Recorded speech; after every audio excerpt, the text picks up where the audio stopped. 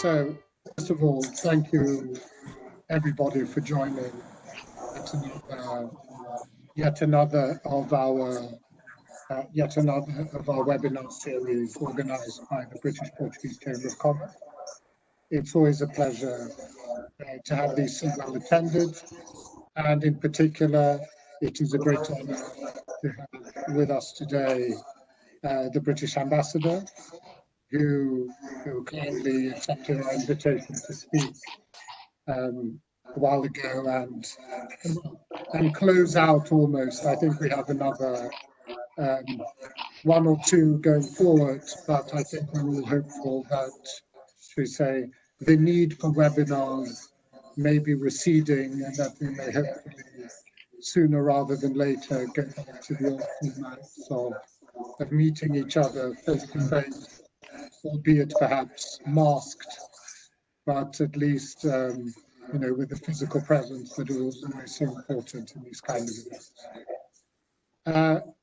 I think today the British Ambassador is going to speak to us about the historical ties between Portugal and Britain, and of course, more importantly, that future relationship going forward.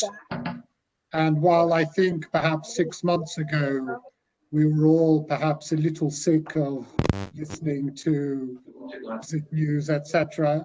After all we've been hearing about for the last 3 or 4 months, it's like a breath of fresh air to be speaking about, Brexit type themes again, rather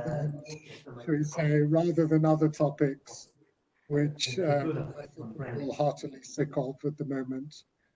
And so therefore it's, I think as I said, as these things thankfully seem to be receding somewhat, it is good to get back to some element of normality, as it were, and shall we say, go back to our the old topics we were discussing very recently, and in particular, I think this all comes at a very opportune moment, considering that the most recent round of talks that were had last week between the British government and the EU, and some idea of, if possible, because I think it's still obviously very much in the air, but certainly we all know what we would like, and I'm sure that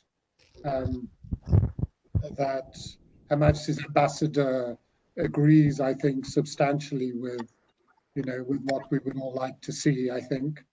And so it's going to be very interesting to hear him, explain what he thinks is going to happen and how he thinks this old relation and this old alliance can last for another 900 years, as we all hope.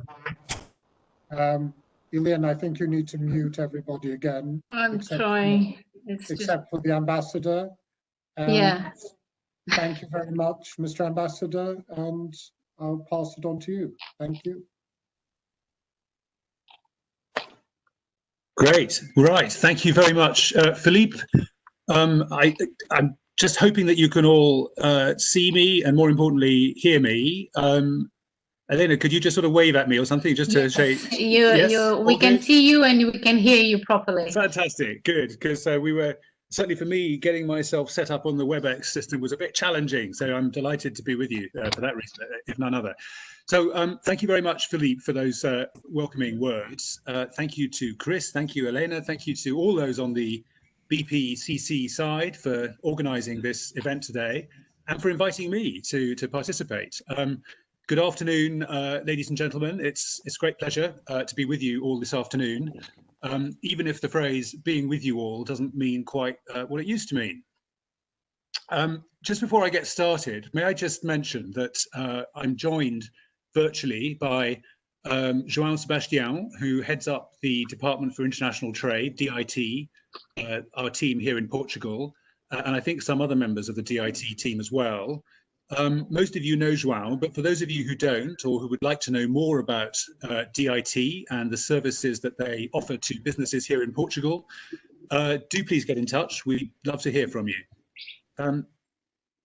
Anyway, so one of the more surprising things that I discovered when I arrived in Lisbon back in 2018 as British Ambassador was that I was automatically invited to be the honorary president of the British-Portuguese Chamber of Commerce. It's indeed an honour and a privilege, and although I think I'm the first person to recognise that I acquired this role through no personal merit whatsoever, it's nevertheless, of course, a pleasure to be associated in this way with an organisation that plays an important part in maintaining and strengthening the partnership between the United Kingdom and Portugal. And so I'm delighted to have the chance today to talk to you a bit about that partnership and about the ties that that unite our two countries. And anyways, Philippe has already alluded to, when you talk about the relationship between Britain and Portugal, you have to start with the history. The Anglo-Portuguese alliance is famously the oldest treaty-based diplomatic and military alliance in the world. Now, we can argue about whether it dates from the Treaty of Windsor in 1386 or the Treaty of London in 1373, or indeed whether it's in fact much older than that, because the English Crusaders were fighting alongside the Portuguese at the Siege of Lisbon in the 12th century. But in any event, I think we can all agree that the history between our two countries is very long, very remarkable, and from my perspective, and I would suggest from many of yours as well, it's still very important and relevant today. I've really learned over the last 2 years that historical backdrop really does, in a sense, set the tone for the very close bilateral partnership that our two countries enjoy today. And when I get asked, which I quite often do, what is the most important element of that modern bilateral relationship? My answer is always people. We have very strong people-to-people links with a very substantial Portuguese community in the UK, which I believe is estimated at around 400,000 people. They make a genuinely remarkable contribution to our economy, to our public services, to our higher education sector, and to our society more broadly. And of course, at the same time, there's a sizable community, not on the same scale, but nevertheless, we think somewhere between 30 and 50,000 British residents here in Portugal, who also make a significant economic and social contribution here in this country.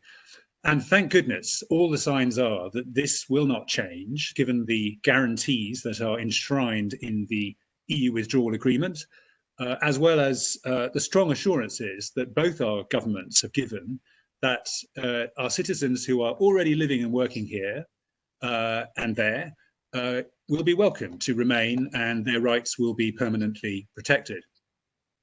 But we also have very strong links, I would argue, in education, science and research, which is an area that I certainly have become increasingly interested in over the last 18 months. Portuguese and British academics are working side by side in many of the most prestigious institutions in both our countries. And this vital exchange of knowledge, as I see it, will, I think, continue to play a crucial role in helping our countries find solutions to the challenges we face. And it's an interesting statistic I learned the other day that 1 in 5 Portuguese scientists and researchers who are working outside Portugal are in fact in the United Kingdom. I do believe that whatever the outcome of these difficult negotiations between London and Brussels, and I'll say a bit more about them, I think that this coming together of British and Portuguese academic talent is really important, and I believe and hope certainly that it will continue to grow in importance in the future. It's very encouraging, for example, to see top universities in both countries forming new partnerships with each other, new agreements to encourage the interchange of research and PhD students and so on. Still on the theme of people, let me say a quick word about tourism. This is very much on people's minds at the moment. British tourists and holidaymakers, as we know, have had a very long-standing love affair with Portugal and the Portuguese. And I'm told that the tourism sector accounts for nearly 15% of Portugal's domestic economy, and was certainly one of the main drivers of its recovery from the financial crisis. And in 2019, of the more than 16 million foreign tourists who visited Portugal, around 20%, i.e. nearly 3 million of them, came from the UK. So it's a slightly crude estimate, but something like 3% of Portugal's GDP comes from the British tourist market. So it's not at all surprising that the Portuguese government, I think, is very keen to get the Brits back this summer. Lots of jobs and businesses in the Algarve and elsewhere depend on it. To be honest, at this point, I don't know whether this can be achieved, or at least whether it can be achieved on the sort of scale and with the ambition that Portugal would like. As you all know, the UK, acting on the best scientific advice that the government has and taking into account the progress of the pandemic in the UK and in other countries, recently introduced a 14-day quarantine restriction for people arriving in the UK. And that, of course, if it's maintained through the summer, will inevitably depress the numbers of British tourists who are, willing to travel abroad for their holidays. But at the same time, you'll also have seen there's lots of talk about international travel corridors, which would facilitate travel between countries like the UK and Portugal without the quarantine restriction being applied. There's lots of pressure from the Portuguese government, from the airlines, from the tourism sector. But the honest answer is that we simply don't know yet whether this will be possible because of the inherent unpredictability of the behaviour of the virus. No doubt, we'd all like to see it happen, but I would also caution, please don't believe everything you read in the newspapers or listen to on the radio about what has and hasn't been negotiated or agreed. I would say, from the UK side, we're still some way off even deciding in principle that such corridors are sensible, feasible, let alone, in fact, agreeing them with individual countries like Portugal. Though, of course, everything moves fast at the moment, and that might well change in the days ahead. So, in all of the areas I've mentioned so far, communities, education, research, tourism, it's all about people. And I come back to my initial observation that people are the most important element in our modern relationship. But of course, there's lots more. We have always been and will continue to be maritime, Atlantic-facing nations on the western edge of Europe with very similar views and outlook on key foreign policy, security and defence matters, particularly in relation to the Atlantic. That's certainly not going to change. The United Kingdom is unconditionally committed to European defence and security, and we will work closely with Portugal within NATO in the years ahead. Last year, the UK, became an observer country in the CPLP, and we are, I would say, still learning our way around that organisation a bit, which is an interesting organisation. But I think what will be really interesting to see is whether, for example, over time, we can find ways with Portugal of joining up the work of the Commonwealth with the CPLP, particularly in areas like international development and particularly in regions like Africa. But as you'd expect, between countries that have been friends and allies for so many centuries, there are also very strong historic trading links. Trade depends on lots of things, of course, complementarity of supply, demand, geography, market conditions, but also, I would argue, on history, affinities, habits that build up over generations. And I think there are lots of examples of that between Portugal and the UK. One, perhaps the most obvious example that would occur to most people is the wine industry, the port wine trade. And, these affinities and habits, in my view, are one of the reasons why trade between Portugal and the UK continues to thrive, despite very considerable headwinds in the international trading system. So obviously I'm alluding in part to the prolonged uncertainty surrounding Brexit and the UK's departure from the EU, but there's lots of other sort of headwinds, if you like, the tensions in the relationship between the United States and China, rising tides of protectionism around the world, the challenge of reforming and modernizing the World Trade Organization, and overlaid on top of all of that now is, of course, the devastating impact of the COVID-19 pandemic. And all of that creates certainly very challenging conditions. But, and I have to say this never ceases to surprise me, really, despite all of these pressures, all of these headwinds, all of these difficulties. In fact, the bilateral commercial relationship between Portugal and the UK remains very strong and very resilient. The total figure for trade between the UK and Portugal in 2018, which I think is the last year for which we have a sort of, a reliable figure, was 12.3 billion euros, which represents a 40% increase over 10 years. And although it would be nice to have hard data for the 2 more recent years, all the evidence that we see, and Joao can correct me if I'm wrong about this, but I think based on DIT's insight, we would argue that all the signs are that the total trade figure is continuing to rise. Another important point is that the trade balance between the 2 countries is highly favourable to Portugal. So in 2018, of that 12.3 billion euros, let me get this right, 8.6 billion was Portuguese exports to the UK, while the UK exported 3.4 billion to Portugal. And in the element that comprises the UK exports, the services component is becoming more and more important, as you might expect.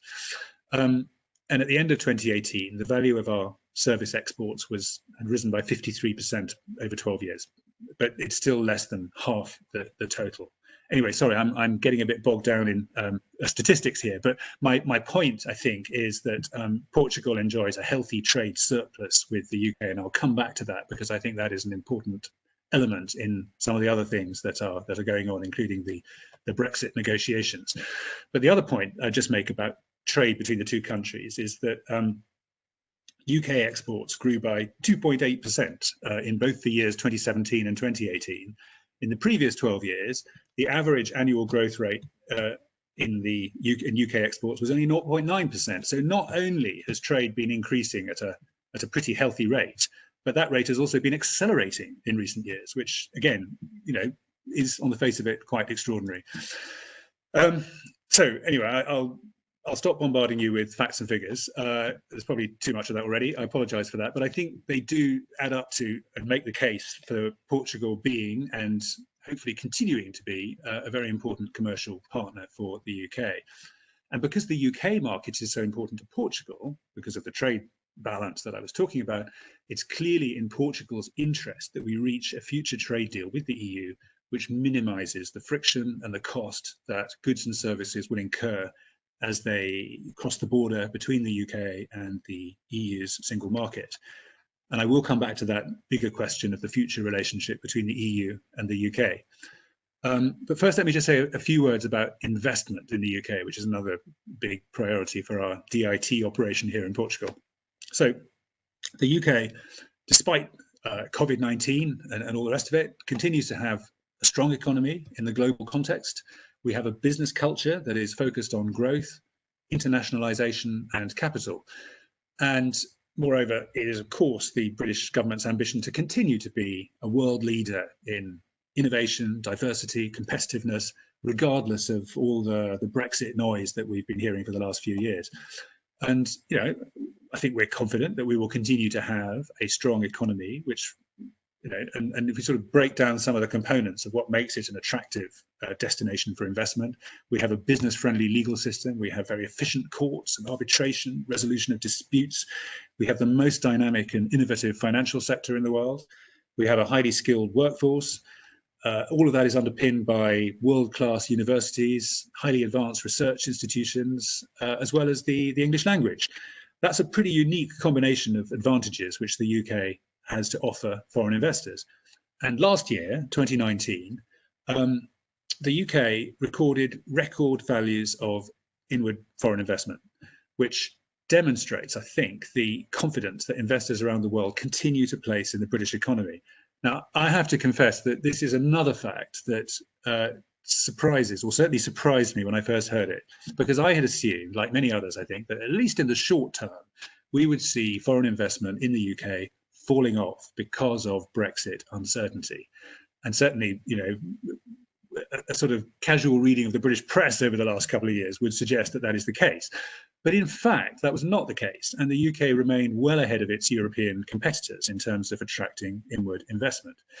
And I think that's a very striking vote of confidence in the strength and potential of the British economy. The government's ambition, of course, is for the UK to remain the best place in Europe for companies to establish and develop their business. We have more than 100 Portuguese companies established in the UK, which have all of whom have benefited from the support of DIT here in Lisbon, operating in very diverse sectors across the economy: telecommunications, IT, engineering, agribusiness, financial services, and so on. And the UK, I believe it's true that the UK is at the top of Portugal's foreign direct investment destinations and has been there for the last decade. We have supported more than 50 Portuguese investment projects in the UK in recent years. That has resulted in the establishment of new Portuguese companies in the UK. It's amounted to a global investment of more than 200 million euros and the creation of probably thousands of new jobs. So it's quite a big deal, and it's again another reason why I feel confident in where we are at the moment, but also in the future, because I think Portuguese companies are continuing to show their confidence in the UK as an investment platform that offers great opportunities, and will continue to do so. Right. I feel I should probably say a little bit about COVID-19, the thing that we've all been living and breathing. Well, hopefully not breathing, but certainly living. For the last few months. You all know the story as well as I do, and I certainly don't need to tell that. But I think I'll just sort of make the point that, of course, the pandemic is the biggest public health emergency of our lifetimes, but it is also a major economic emergency, and we've never, I think it's fair to say, in peacetime faced an economic challenge on this scale. And as the virus continues to take its toll, and I think it's by no means sort of past its peak if you look at it on a global level, the question has shifted, I think, from whether there's going to be a global recession. The question is now how bad, how deep, and how long is that recession going to last? And the severity of the downturn will depend on lots of factors: the time it takes for the disease to be contained and defeated, and that's all about the work, the enormous international effort that's going into the search for a vaccine and treatment and so on, as well as sort of pre-existing weaknesses, vulnerabilities in the global economy, and how the world is coming together in response. And I think one very obvious conclusion that I think policymakers in like-minded countries have reached is that a powerful and coordinated economic response is absolutely vital to reduce and mitigate the damage caused by the pandemic, and to ensure that what is at the moment a very, very deep temporary disruption to the world economy doesn't become a permanent disruption and a permanent scarring of the global economy. So there's almost never been a more critical and challenging time for the international community to work together in response to this very deep global health and economic crisis. And I think that sort of sets the scene a little bit for me to express a bit of pride, if I may, in the UK's response, because I think on the international stage, the UK has stepped up and done some really impressive stuff over the last few months, around, in particular, reinforcing the resilience of vulnerable countries, and that, in particular in that context, around the pursuit of a vaccine. So, I mean, earlier this month, we hosted the Global Vaccine Alliance Summit in the UK, which raised a total of over $8 billion, I think. The previous month, we'd also led, together with some European partners, a big global vaccination initiative, which also raised billions. In all of that, the UK has made an enormous financial contribution, which puts us right at the top of the world table in terms of the commitment, the financial commitment that we've made to these efforts, and puts us miles ahead of all our other European partners and neighbours. And I just say that because I think sometimes one can be a bit gloomy about the UK's performance and reputation because of some of the sort of headlines that one reads about the domestic response, and all of that's controversial, and it's not really my theme for today. But I think on the sort of international stage, the UK has played a very, very important and an important leadership role. We've been very active in the international organisations, G7, G20, the UN, the WHO. We've even worked very closely with the EU, you'll be pleased to hear, in order to deliver that strong global response. But of course, COVID-19 has led to an unprecedented shutdown of large parts of the global economy, and that has very severe consequences. And it's a time when I think countries need to learn from each other. develop effective economic responses and coordinate action where possible to increase impact and reassure markets, consumers, businesses, and so on. And that translates into an important work stream for us here in Lisbon in the embassy, where my team are very closely monitoring, analysing and reporting Portugal's economic response, because our colleagues in the Treasury in London seem to have an inexhaustible appetite for this kind of analysis and data at the moment, and for good reasons. But clearly the world is not simply going to snap back to how it was before. We're only now beginning to sort of understand a little bit what normal will look like in the future. But one thing is absolutely certain: this is not a short battle. Defeating the COVID-19 pandemic and its human and economic impact is certainly a task that is going to be with us for years. And I think in particular, the impact of the enormous surge in state borrowing, government borrowing and debt this year is going to be felt for a generation. I think our children, maybe even our grandchildren, will be living with the consequences of the financial decisions that our governments have taken this year. Sorry, I hope that's not too gloomy. I'm going to move on now to another cheerful subject, which is Brexit, because I think you would expect me to say something about that. Okay, so, as everyone knows, on the 31st of January, the UK left the European Union after a few false starts or false ends or whatever, and we entered the transition period. And at that moment, of course, we embarked on a new phase of negotiations with the European Union. Having sort of concluded the divorce, if you like, it was all about agreeing what the future relationship, in particular the trading arrangements, would look like between the UK and the European Union. And we said then that our determination to work closely and constructively with our European neighbours was as strong as ever. We want to see a future relationship with the rest of Europe that is based on friendly cooperation between sovereign equals and a relationship that benefits both sides. But we were also clear, the government was also clear on the basis of the mandate which it was given at the general election back in December, that our intention at the end of the transition period was that the UK would recover on the 1st of January 2021 in full its economic and political independence, and that the agreement with the EU had to take account of that political reality. Now, as you all know, those talks have not been going as well as either side, I think, would have liked. At the moment, there is a significant gap between the EU position, which in many areas is to seek to bind the United Kingdom to EU standards, laws and regulations, and therefore a continuing role for the European Court of Justice in the governance of the UK.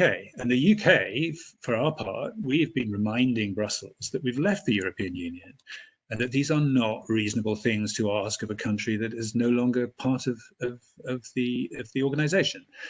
The European Union has never made such demands of other third countries, including some of its most complex and lucrative trade agreements like Canada, South Korea, Japan. And it's genuinely difficult for the UK, I think, to understand why Brussels is so determined to treat us so differently from other third country partners. Now, obviously there are two sides, there are two competing narratives here, and you would expect to hear from me the UK story. But these issues, in any event, are not going to be easy to resolve. And there will clearly have to be some kind of political accommodation. And of course, we saw earlier this week on Monday, a meeting between our Prime Minister, Boris Johnson, and Ursula von der Leyen, the President of the European Commission, and the heads of the other EU institutions. And, I don't think anyone could claim that that meeting, resolved any of these fundamental differences. But I think what did come out of that meeting was, certainly the way I read it, was a sort of pretty strong indication of political will on both sides to get this deal done. And I think that's quite important because, I'm quite distant from the negotiations. I don't really have much more detailed insight to offer you, but it is very clear to me that the UK side does want a deal and is willing to work very hard and in good faith to get an agreement. And I think it's worth emphasising that because, of course, there are lots of people out there who claim and want to believe that the UK is actually not interested in doing a deal and that this government wants to leave the transition period without a deal. So I think I can say, with real sincerity from my side, that that is not the case. There is genuinely a desire on the part of the government and the negotiating team to make progress and reach the best deal we possibly can, but not at any price. And that's, I think, the sort of key condition that one has to attach to that statement. And of course, as I already mentioned, it will be very much in the interests of Portugal and many other European countries, all of whom, most of whom anyway, enjoy significant trade surplus with the UK, that agreement is reached, an agreement that keeps goods and services flowing as freely as possible between the two markets from the beginning of next year. But obviously, the coronavirus pandemic has added an extra dimension of complexity and challenge to the EU-UK negotiations, not least because, in fact, both of the chief negotiators, Michel Barnier and the UK's David Frost, themselves have had a personal brush with COVID-19 back in March, although thankfully I think it's true that they've both recovered very well. But obviously, and understandably, COVID-19 has been the overwhelming priority for all countries in recent months. But it's also added, I think, to the urgency of finding an agreement between the EU and the UK, because shaping economic policy in the aftermath of the virus is going to be a much more straightforward task if we understand what our trading arrangements are going to be going forward. If the talks were to fail, and I do stress that I don't necessarily think that's the case, because I think there is and there will continue to be strong political will on both sides to reach an agreement. And as you all know, the EU there is a long history of going to the wire and reaching an agreement at the last minute. But if they were to fail, the UK would revert to the default WTO rules when the transition period ends on the 31st of December. And last month, on I think the 19th of May, the British government announced its new tariff regime, the UK global tariff, that will replace the EU's common external tariff from the 1st of January next year, and which would apply to EU-UK trade if we don't manage to do a deal. Now, obviously, clearly, that is the least desirable outcome, but at least it is a clear worst case scenario for planning purposes. And I contrast that with the situation we were in last year and the year before, when we talked about no deal during the withdrawal negotiations. We were literally talking about falling off the edge of a cliff into a kind of legal, constitutional and sort of economic vacuum, which was a very, very scary prospect. And that's not the case this time around. There is at least clarity about what the world would look like and what the economic consequences would be for economic actors if we were to leave without a deal. Of course, everyone wants to avoid tariffs and other trade barriers, but we know where we would stand. And it would be really interesting, actually, for me to hear some of your thoughts and reactions to those different scenarios. But I have to say, it's my sense from my our contacts with business leaders and companies here in Portugal, that I think most of them believe very sincerely that the trading relationship between Britain and Portugal will, in the end, adapt and will thrive, even if it experiences a short-term setback as a result of whether or not, or the nature of whatever agreement we manage to reach with Brussels. So obviously, I hope that's right. It is, of course, the case that there's all that history I've talked about, and our two countries are both committed to free trade and open markets, and we have a great deal in common. A few more observations before I conclude. Just a word about what I think are the commercial opportunities going forward. Actually, I think I feel very sort of optimistic about this. I think there are lots of really exciting areas where the UK and Portugal can and will work together, notably in sectors like technology, green growth. The UK is at the forefront of the global development of AI, big data. This is an area where Portugal is rapidly expanding its capability, its digital technology sectors. All of this comes together at the annual Web Summit in Lisbon, and it's good to see that there is still a plan to have a Web Summit in Lisbon, physically in Lisbon this year. Through that, I think Portugal has very successfully positioned itself at the heart of the global debate on technological innovation. So I think there's lots of synergy there that the UK and Portugal very much hope that businesses from both countries will increasingly exploit. I think in the background, climate change is a huge and exciting area, at least in this context. The UK is very much, I think, leading the way in Europe towards net zero carbon emissions by 2050, but that's also a goal to which Portugal has long been very strongly committed. British organisations have lots of experience and capability in green finance, as well as the technical and business services needed to support low carbon transition. We are now the world's leaders in offshore wind electricity generation. It's an area where we cooperate very closely. There's a lot of Portuguese investment in that sector. And, you know, we have industry which is well placed to drive the necessary growth of smart energy, electric vehicles, and so on. And I think Portugal has a lot of complementary capability, particularly in the renewable energy sector. So lots of exciting opportunity, I think, for the two countries to do business together in the future. I'd like to conclude, as I always like to, on an optimistic note, and that sort of takes me right back to where I started. We are two countries who are historic friends and allies. We know each other very well. We have strong similarities, strong complementarities. And I think as we respond to the huge challenge of restructuring our economies to meet the 21st century's social, environmental and economic challenges, as well as recovering from the pandemic experience that we're going through at the moment, there are going to be so many ways in which we can work together. And I think with ingenuity, with perseverance, with ambition, lots of energy and enthusiasm, I think both our countries have a very bright future and will continue to prosper together. And I hope we'll remain very close allies for at least another 6 or 7 centuries. I'm going to stop there. Thank you very much.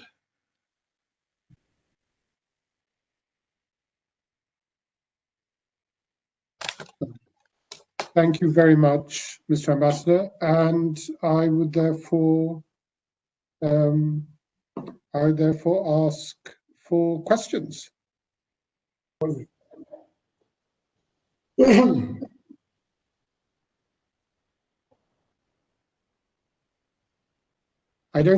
think if you, even though Elena put a note that you can write the question in the chat, I think that, you know, if you unmute and ask the question and then mute again, that should be fine. So yes, yeah, everyone can unmute themselves. Well, somebody pressed the button here. I don't know if you can hear me. We can. Well, yes, I'm besides a lawyer, I'm presently the chairman of the Portuguese Chamber of Commerce in the UK. I want to congratulate the British Portuguese Chamber of Commerce here for this initiative. Yeah, I think it's brilliant the way it has been organized and conducted. My greetings to Philippe Marques and to Ambassador Chris Sainty, who as usual gave a very straightforward speech about the several topics. Then I'd like to make just a little statement about the treaties and then put forward the question, if that's all right. I don't think I'll take more than a couple of minutes. You're hearing me? Everybody's hearing me? Is everything? Yes, we can hear you. All right.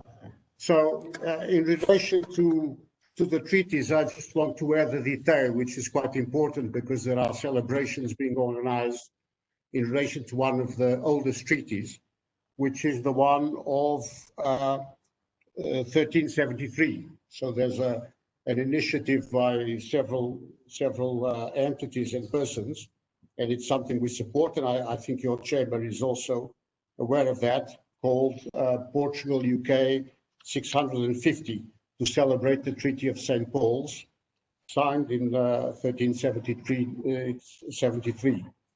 And an interesting detail is that this treaty was invoked by Sir Winston Churchill in a session of Parliament on the 12th of October 1943, when the agreement on the use of the Azores Islands for helping along the UK and the United States in the Second World War.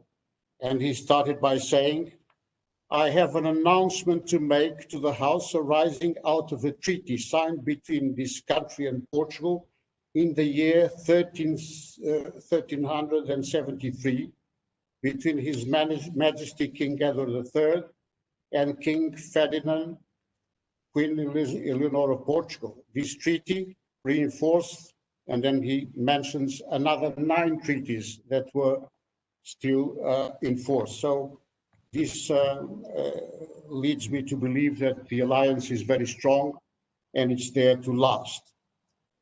So based on this, I would like to put a question to Ambassador Chris Sainty related to several of the bilateral agreements or treaties that Portugal has with the UK, which some of them implement a sort of a free market with free flow of goods and citizens and reciprocal rights, namely the one of 1914. And I would like to have, if possible, a view of how this could be faced between our two countries if the negotiations with the European Union and the UK do not succeed.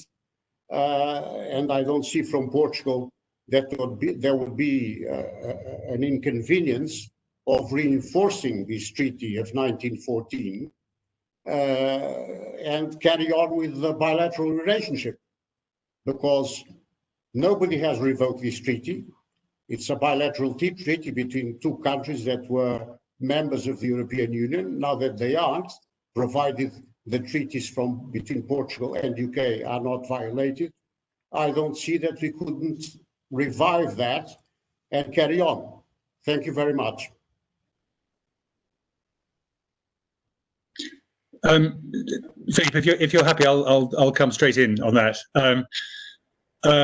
George, lovely to see you, and it's great. I'm delighted that you're part of this event this afternoon. And one of the reasons why I was a bit reluctant to get too deep into the detail of the history of the treaties is because you are probably the world's leading expert on the bilateral agreements between the two countries, and I didn't want to embarrass myself in front of all your knowledge and research.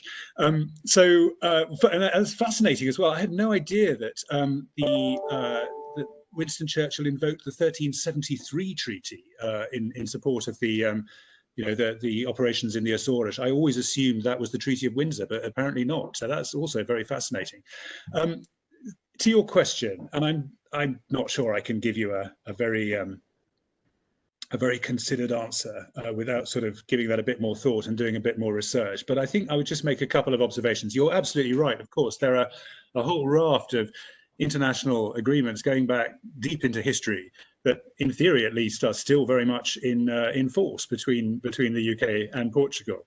But it's also the case in the modern world that there are a lot of other international and multilateral agreements that sort of, in many cases, have over the years, I think, superseded earlier historical agreements, not just between the UK and Portugal, of course.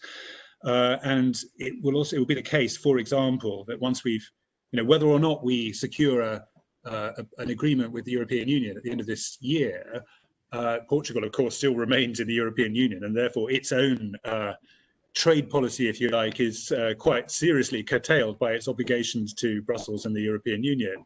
And of course, we will be bound by the rules of the World Trade Organization, and all of these things, all of these structures and institutions sort of post-date many of the agreements that you're talking about. So I think there are some quite difficult legal questions, that sort of underpin your question, and I don't really feel very competent to answer them here and now.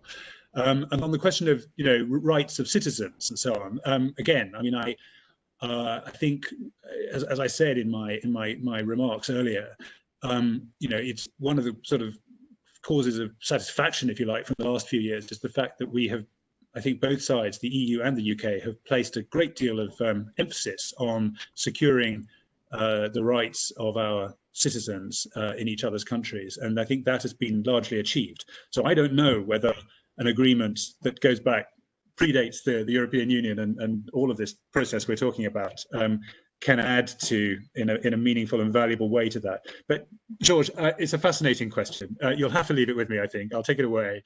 I will ask my experts to take a look at that document that you refer to, and we'll see whether it has real relevance for our situation going forward. Thank you very much. que o ponha aí o som. Excuse me, if I may, Mr. Ambassador, I'm just going to quote in two speeches the Portuguese Prime Minister 2 years ago. He was in London after the celebrations of Lali, and he tried to incentivize British investment to Portugal. And he ended both speeches by saying, so do come to Portugal and have the best of both worlds. You can have Brexit in the UK and remain in Portugal. Well, that's a very admirable sentiment. I'm not sure I can quite sign up to that, but I know what he means. Thank you very much, George.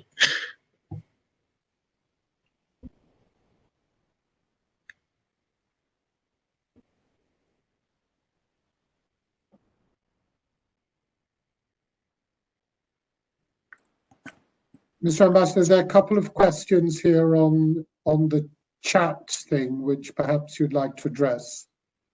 There's a question from Tim Solomon, I believe, that about the prospects for the growth of financial services, and a question on hard Brexit, which is something we all love, and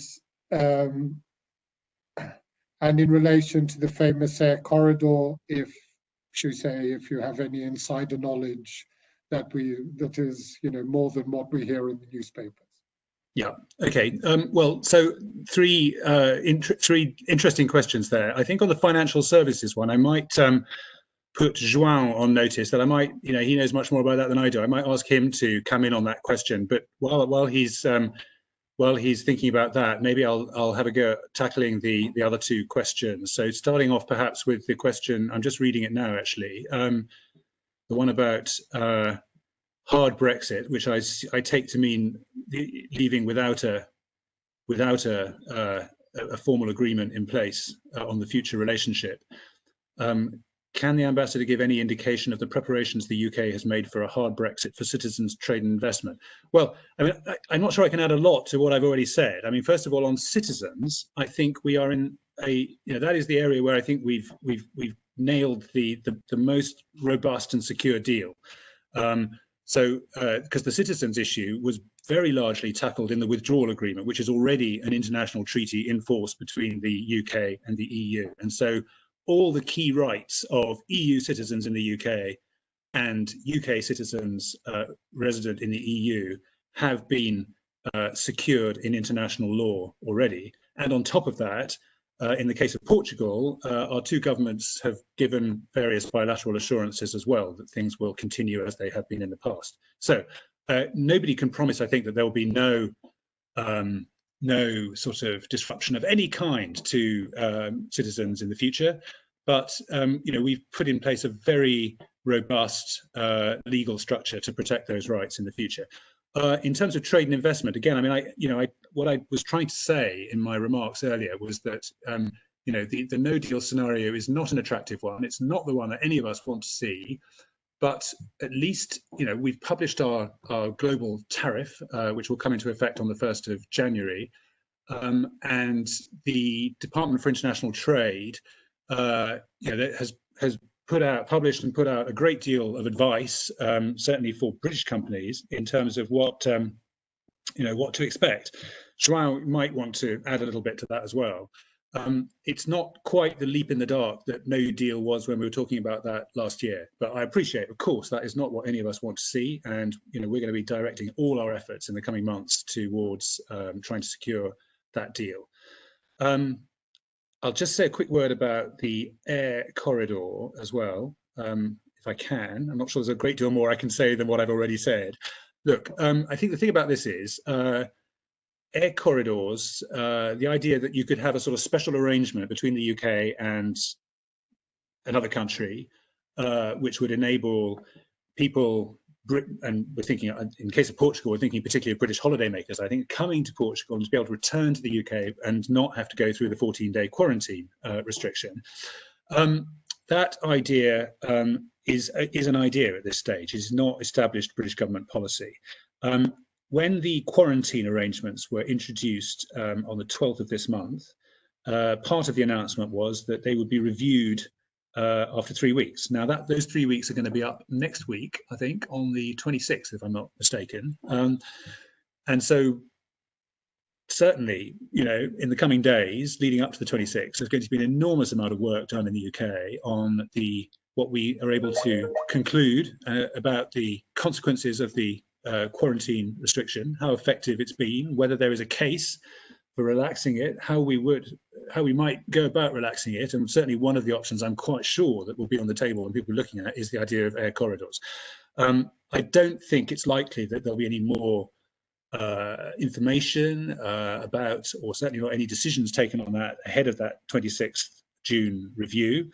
But it wouldn't surprise me at all if, and I'm speaking personally because I don't have any sort of particularly privileged insight into that policy discussion in the UK, but it wouldn't surprise me at all if the government sort of takes a position on it, a much clearer position on that after when it makes its announcement on or immediately after the 26th of June. And my hope, of course, is that, you know, a way can be found of facilitating the flow of people between the UK and Portugal. But I would just also add, because I've discovered this morning, it's quite interesting, you know, at no point during this entire crisis have the sort of transport links between the UK and Portugal actually completely stopped. There have always been flights on pretty much a daily basis. There are now many more flights than there were, say, a few weeks ago. Faro Airport is now reopened to flights from the UK. There are at least a couple, I think, of flights going in every day with hundreds of Brits on board. So even the absence of a special arrangement or a corridor, whatever we want to call it, is not at the moment deterring everybody by any means. But of course, you know, you can imagine that the tourist industry and the government here would like to see many more coming. And, you know, we would share that ambition too, but it's got to be done in a way which is safe and consistent with the sort of public health considerations that are at the forefront of, you know, ministers' minds when they're taking these difficult decisions. So I think that's the best answer I can give on air corridors at this stage. But if João is able to come in, can I ask him to say a little bit about financial services? Yes, Chris, thank you for your kind introduction, for your brilliant presentation. I'd just like to highlight on the financial services. It's probably one of the most challenging subjects within this transitional period. And we concluded that the third country equivalence provisions in the EU legislation are not a substitute for the passporting arrangements which UK-based firms can currently use. So this is kind of patchy and vulnerable to the political influence. We know that the priority for the government in the negotiations should be to seek to bolster those provisions should passporting not be an option. But I would assume this is part of the negotiations of the current negotiations. What we can say is financial services for us as a governmental department on trade and investment has been for the last couple of years one of the most successful sectors.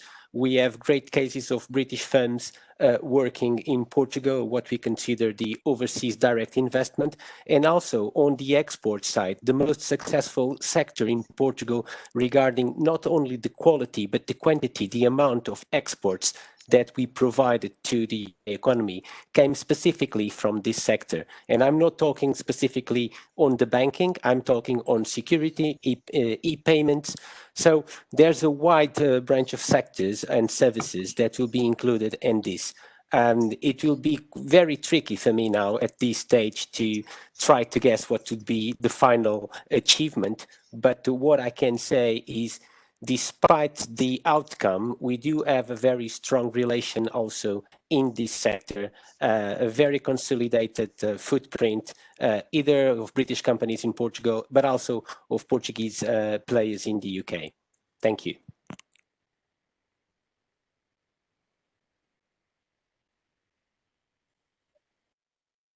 Very good. Mr. Mr. We're coming on to almost to the end. We have an additional question here, which is if there's any idea of what are the likely residency procedures for UK nationals wishing to move to Portugal as of next year. If you can give any. Yes.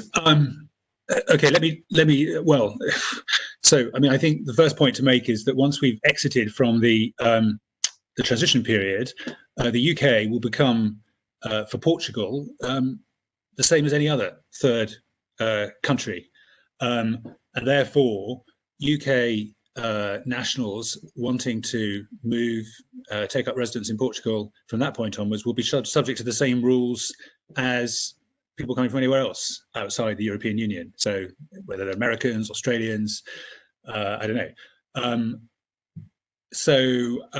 You know, in the absence of any special arrangements, and I don't at the moment envisage special arrangements, that is the case. Now, I'm not an expert, I'm afraid, in Portuguese sort of residency law. There probably are people on this call who would be able to say much more about this than I could, but there will be no, I mean, the freedom of movement basically will no longer be in effect between the UK and the EU. And so just as Portuguese people will have to satisfy the normal sort of third country immigration arrangements for coming to settle in the UK, the same will apply in reverse. So I suppose I could say my advice to anyone who is thinking of coming to settle in Portugal from the UK, get on with it, because it's going to be an awful lot simpler, probably this side of the 31st of December than after. But that's informal advice, should we say. Thank you.